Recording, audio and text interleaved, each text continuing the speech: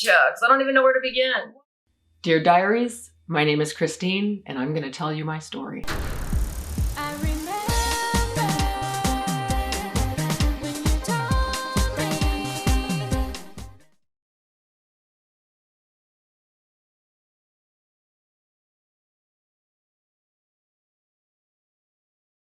And for whatever reason, Willis took me and was dangling me out the window. And if my mother didn't do what he told her to do, he was going to drop me. This is living in New Rochelle, New York, in a very small apartment. And that's when the abuse with him began. I remember going to school with bruises up and down my body, and the school not really doing anything about it. I remember us moving from New York to Brighton, and that's when the sexual abuse began.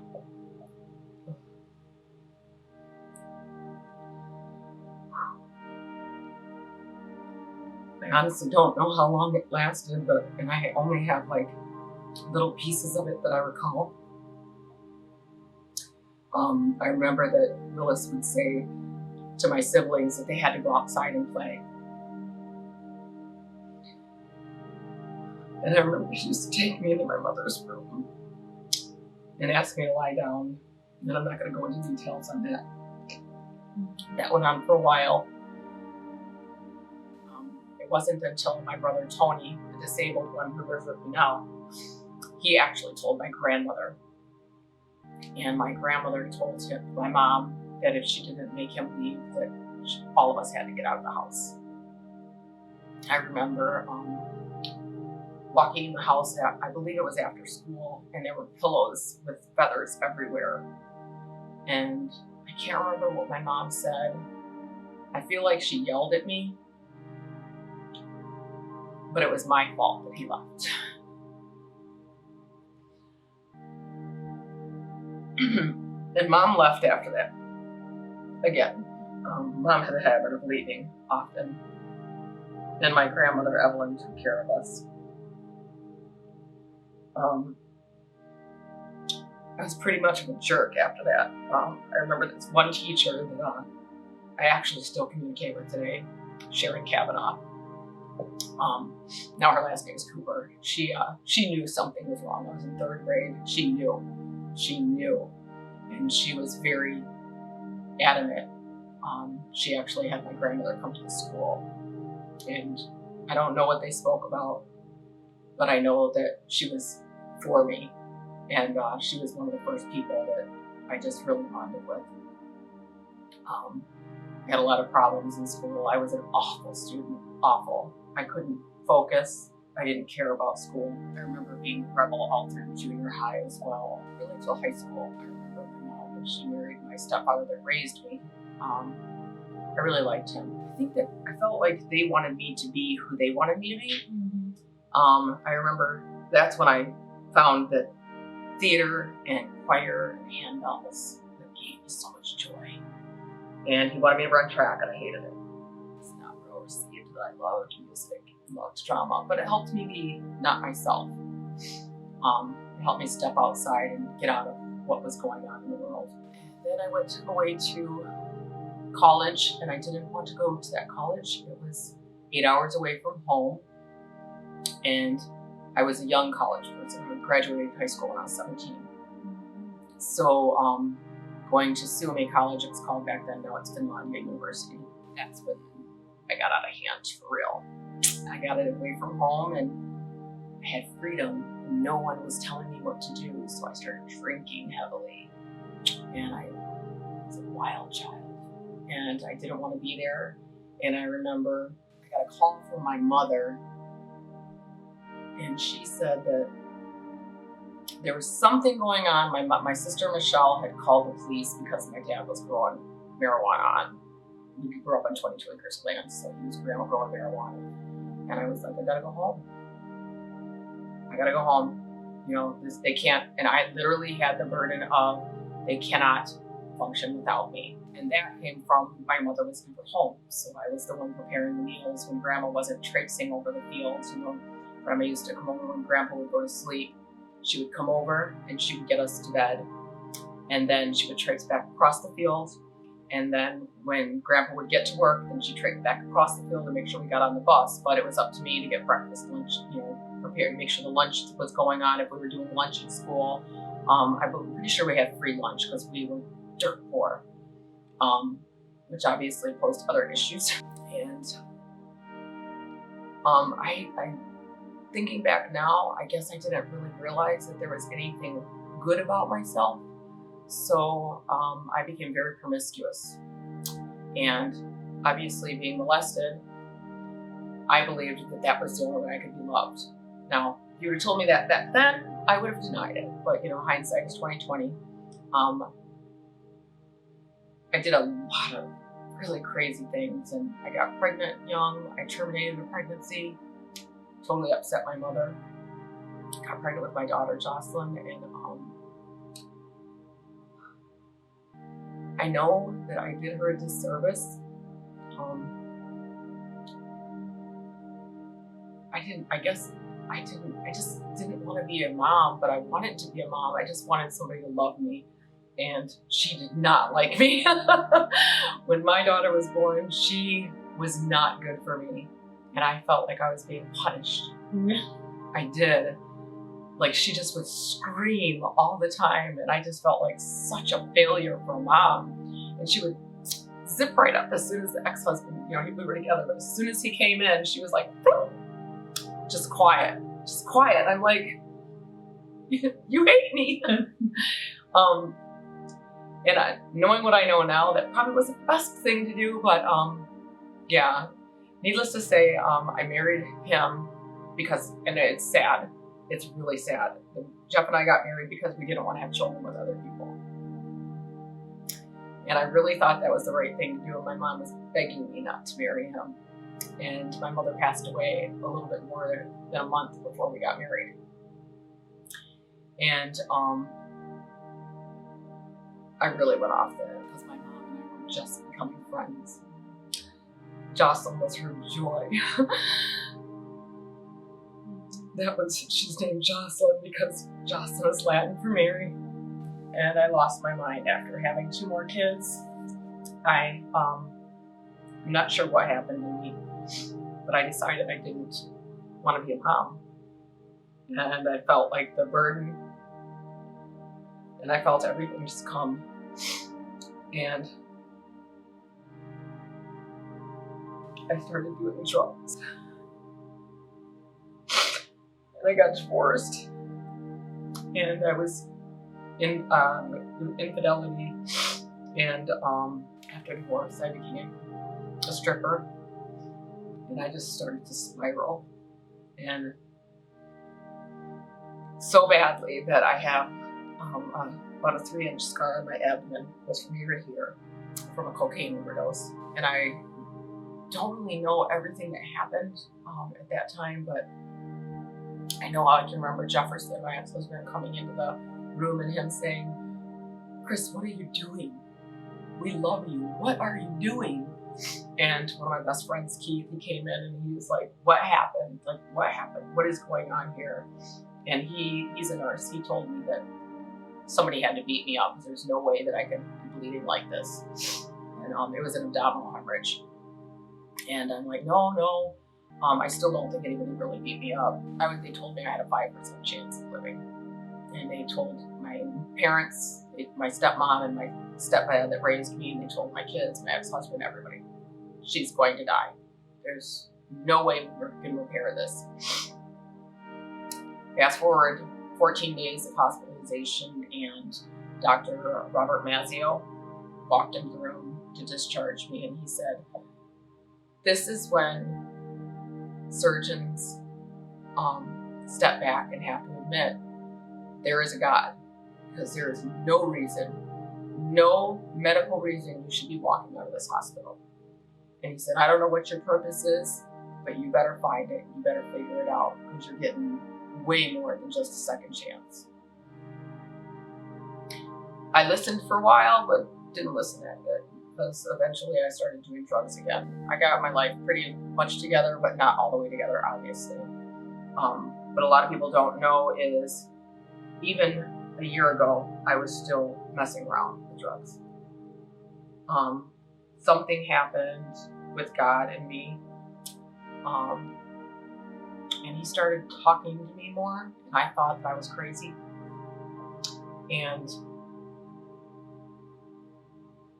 I don't even know how it began, but when I started deciding that I didn't want to do drugs anymore, I guess it's actually been about a year and a half, maybe it'll be 2 years in August. Something just snapped, and it can only be God. Something snapped, and it was like, I just didn't want to. And I remember, it was the end of September 2018, and I actually decided I wanted to get a tattoo. And it's Proverbs 19:21, and it was very important to me. I had to get it. And of course I found like the NIV version or something like that was really ridiculous in my head. And my tattoo artist, Jeff, he found the really cool version that says, many are the plans in the mind of the man, but it's the purpose of the Lord that will stand. And it doesn't seem really biblical. It just seems like a poem that's really super cool. And so he did it. A week later, October 4th, 2018, I was praying, and I hated everything about my life. I hated my job. I hated that the relationship that was not a relationship, but kind of a relationship was driving me crazy. And I was like, I don't know where to begin. And I was like, Lord, I don't know what to do. I was like, I hate my job. Nothing is going right. This really sucks. I don't know what to do. I can't quit my job. If I quit my job, how am I going to pay my bills? And I remember, like, since 2014, I've been on this your mind, be control of your thoughts. You've got to it, you've got to get healthy. You got to do this. And I thought it was by myself, but obviously now I know it's not by myself, but I thought it was by myself that all this was happening, and I was getting off of medication, and I was starting to be happy, but something wasn't right. God had told me while I was laying there, he was like, this is you. This is you. You have to be, you say it all the time, you have to be happy in all situations. And I started laughing in bed. And I was like, oh, you got jokes, you got jokes, God. And I heard him say, tomorrow morning, get up and go to the gym. Go back to the gym, stop whining. So I did. And I was like, okay, here I go. And that was October 5th, 3 o'clock, October 5th. My boss called me and said, we're letting you go. What? Oh, you think you're funny, God. One of the girls, Debbie, that I was working with, makes me giggle because I was like, what am I supposed to do? Be mad? I mean, I just got finished telling him I hated my job. I just put this tattoo on my arm that says, many other plans in the mind of the man, but it's the purpose of the Lord that will stand. Like, now I gotta woman up. Boss up, girl. Like, we get to December and I'm still not employed. And I'm like, oh, you feel like you're the kid in the desert. And you're like, I'm thirsty. What am I gonna do? Help me, Lord. And then I started having more interaction with folks at the den. And then I fasted for the very first time in my life in August. It was the coolest experience. And I have the nickname Two Apples, and I'm gonna share this because this is kind of cute. You don't know the things that are important to you until you realize how foolish importance they are. So the fast that I picked was, I did a liquid fast, and the only thing I could have was an apple in the morning and an apple at night, and the rest was liquid. And I didn't realize till now what a beast that was for the first fast I ever did. And I remember one Pastor Jay did 6 a.m. calls, and then the evening calls too, but the 6 a.m. ones were super important to me for some reason. Like, that was what I had to get on. And one day, I overslept. And so I couldn't have my apple And the Lord said to me, you're crying because you couldn't have an apple. What about the study? Where are your priorities? And I was like, wow. So the next day, needless to say, the time that like the real persecution, but not persecution, it was like conviction, was when I set out 2 apples because I wasn't going to miss the apples the next day. I'm going to have 2. And I didn't get the apples. Because I overslept again.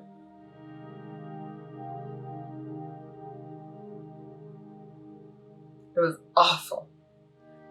Needless to say, those apples became less important. But because the apples became less important, I have never missed the apples again. And actually, I was able to do liquid fasts more often because the apples became less important. After that fast, I went down to the den. I flew down. Nobody knew I was coming, except for Ego. What happened then?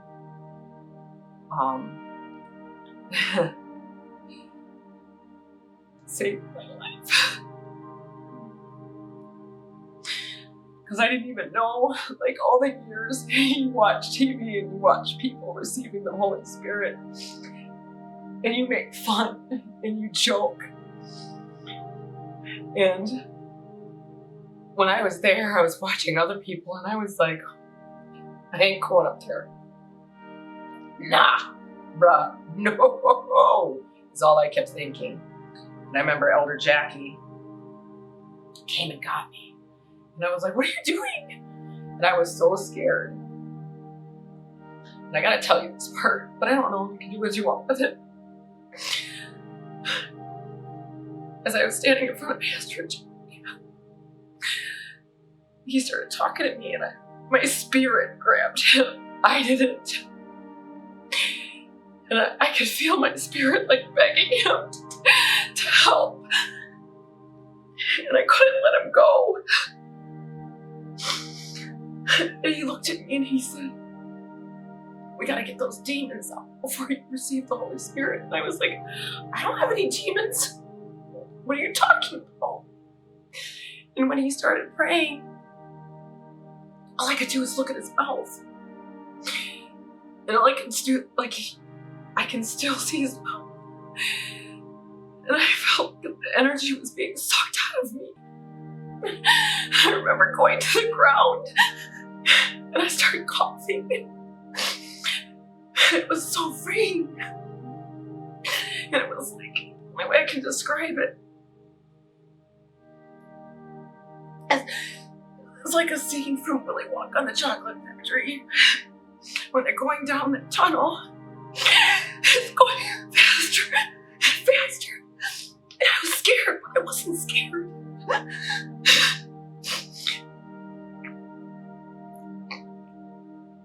I just remember just laying there. And there was like this power, this freedom. And I felt addiction leaving me. And I felt anxiety leaving me. And I felt shame leaving me. And I could just, everything was leaving. And I remember when I was standing up, and I remember Pastor Jay calling Eva over, and I could feel Elder Jackie standing there. And he says, are you ready to receive the Holy Spirit? And I was like, yes, I think so. And then they started praying. And I think Natalie was over here. And I think Elder Ross was there. And I can feel a hand here. And I can feel a hand here. And I can feel Edibel's hand here. And I don't remember, but I feel like I went down again and then back up. And the prayers, and they were talking and chanting and praying and chanting. And I can hear Edibel saying, come on, come on. And I can't remember the words, like, Asita la Rosa. And I was like, don't say it. But I'm like, no, I want to say it. And I can remember Asita la Rosa. It was so powerful. And then I went down, and it was just peace. It was just peace. And I remember before then, it wasn't peace. I left that building and I was not the same. I was not the same. And I am not the same.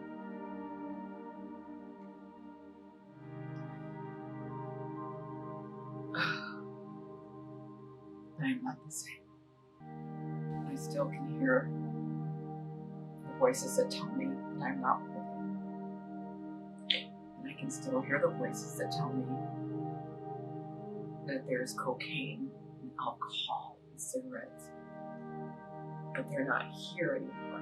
They're way over there.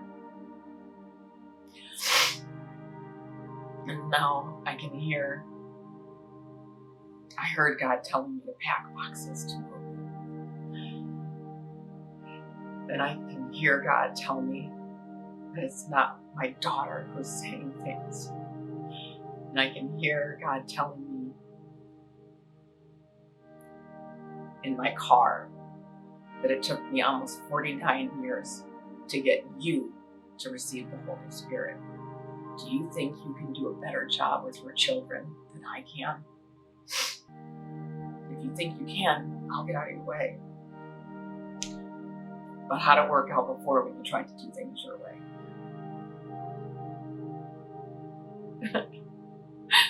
I know. Like, I gotta let my kids go. Because what he's able to do is far greater than anything I can.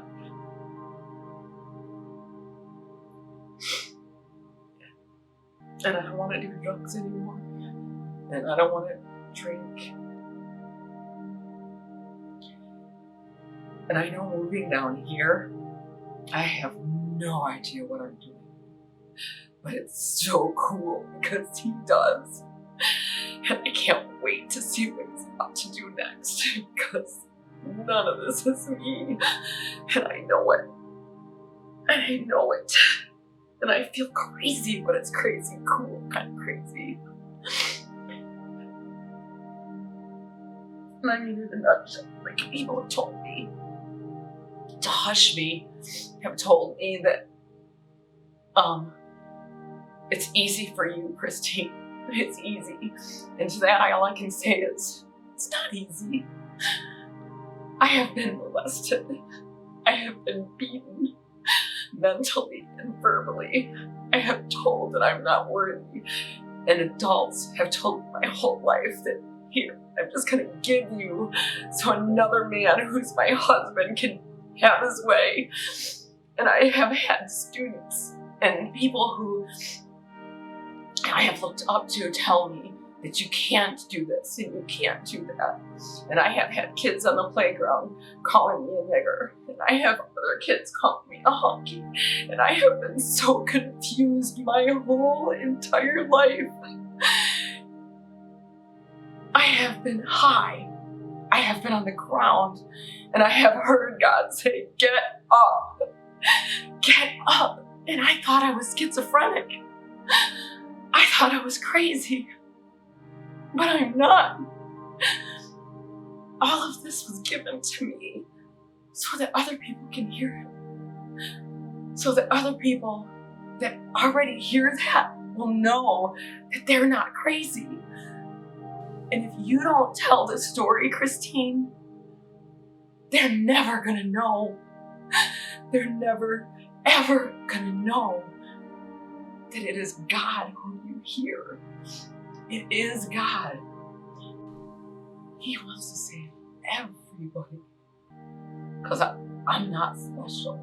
I mean, I am. But there are other people who are special too. And they don't know.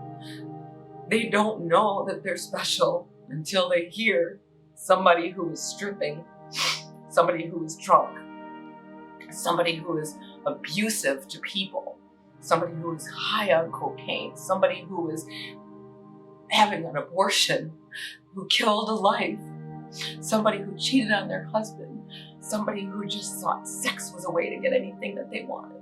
And if you don't know that you can be saved, then what's it for? There is beauty in the breakdown.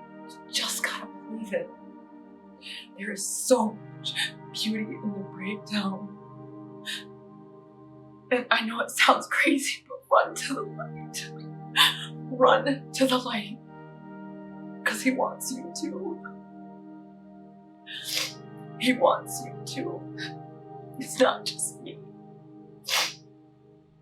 And if it's God's will, I will help you. I will help you. Don't believe the voices that tell you aren't worthy, because they're lying. Don't believe the voices that tell you that you can't. And it's too hard. It is hard, but it's not impossible. It's not impossible. I'm here still. I'm standing. I'm standing. I am possible. And that's my testimony.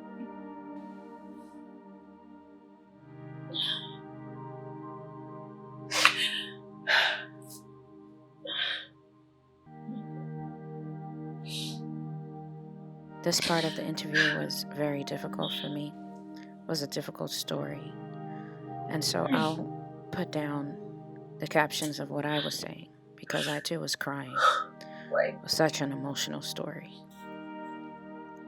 Do you know why you have to tell this story? And why they're attacking you so bad? From the time you were born, they wanted to take you out. I know. But I didn't know it was demons. Yeah.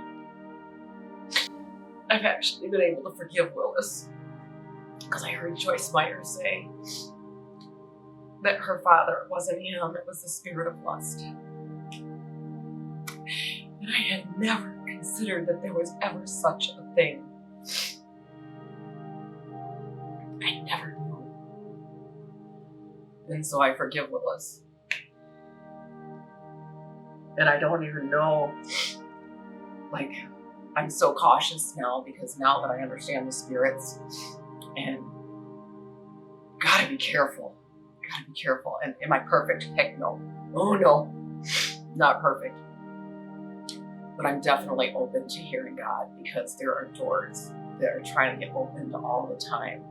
And I work in the mortgage industry. Those doors are constantly swinging. You know? But I believe that my purpose is also to be used in the mortgage industry. I believe that my little bubbliness and my turn that frown upside down, and teamwork makes the dream work, you know. Bro, I lost my best friend to breast cancer, and literally did cocaine 2 days before she died. Like, pounded it out, because I was done. That was in 2017. I was done with this life. I don't care anymore. You have taken my mother. You have taken my grandmother, and now you've taken my stepbrother. You have taken my stepfather, and now you are taking my best friend. How dare you? But I'm going to tell you what, the day she died, God, like, there was nothing more than the Holy Spirit taking over, because I walked out of that hospital and I was like, nah, bro, you can't have me. You cannot have me. And when everybody thought that I was going to lose my mind, it was like a phoenix rising. I was like, I have come too far. How were you able to forgive your mom? Much like I forgive myself. My mother was molested as well. And I did not realize, like, the spirit of unforgiveness will take you down. And I know that my mom only knew what she knew. She didn't know any better. And I didn't even realize that until God told me that I did the best that I could as a mom. Because I didn't have a mom to teach me. I was the mom for my siblings. So I had no role model. Ever. It was like, just, here we go. And so when I, walked away from it all, being a mom and everything, what feels like an eternity for some, was really a year, but it felt like an eternity for me. And God was like, why are you allowing everyone to beat you up? You didn't know how to be a mom. You were doing what you were shown. Your mom walked away from you all the time. But your mom also had her mom turning a blind eye to what was going on with her. And it's generational. So it's your job to break the generational curse. You can no longer turn your back. It doesn't mean you play into the pity parties, but and that for me is very, very difficult because my daughter and I do not have a strong relationship. We have a strong, constantly. But the Lord has shown me that it's not her. And in order to break the generational curse, I cannot respond. And even as today, and I know it was because I was doing this and because of what we're doing this weekend, the text messages started coming. And I was like, I can't, because my daughter loves me. My daughter adores me just as much as I love and adore her. And her testimony is going to be even better. And I claim that in the name of Jesus. It's coming. It's coming. I lift her up. And I have spoken it to her and I have told her, baby girl, you're the only one that doesn't believe in you. Once you do, it's fire. It's on. It's ice. I mean, she's going to have to go through a phase where she forgives herself too. But I'm going to let her know that I already forgave her. Because I have. It's not her. It's not her. There's nothing to forgive. Someone wants to find you. How can they find you? I'm public on Facebook. Christine Scott. Right now it says Ann Arbor, but it's going to say Miami. I'm public on Facebook. I'm on LinkedIn. Respond to the blog. Rosalie knows how to get hold of me too. On Facebook, you can go to the group Own Your Healthiest Life. I'm there too. So, Before we started, you said you didn't know where to start, and I mentioned Ask Daddy, and he said to start from childhood. Do you know why? I mean, that's where it all begins. That's where everything begins. If I could remember in vitro, I'm sure he probably would have told me to start there. I mean, we're all children. We're all children just trying to find our way. I feel like I hear him telling me, that's when all abuse begins. That's when all abuse begins. For some, it's their parents. For some, it's a teacher. For some, it's a babysitter. It's a neighbor. Bullying. Like from the time our minds are tiny, that's when those implantations start. That's when the fight begins. Some people are blessed to never have that. And I ain't mad at them. I'm happy for you. Celebrate that. That's wonderful. But for a lot of us, being a kid sucks, and I believe that there are kids that will see this as well, especially little girls who have my heart. You have my heart because there's a lot of people that aren't there for little ones, and I feel like I share with my granddaughter, I am here to protect you. I can't save everybody, but I certainly can offer hope. Saving is Jesus. Jesus, I'm not God, but I hope to be a reflection in the direction. If you had a voice at that time to speak to a mother or to your grandma, what would you say to this woman now? the obvious starts with ooh, wow, this is gonna be bold. You gotta love your children more than you love a man. You're entrusted with the responsibility of a young heart, a young mind.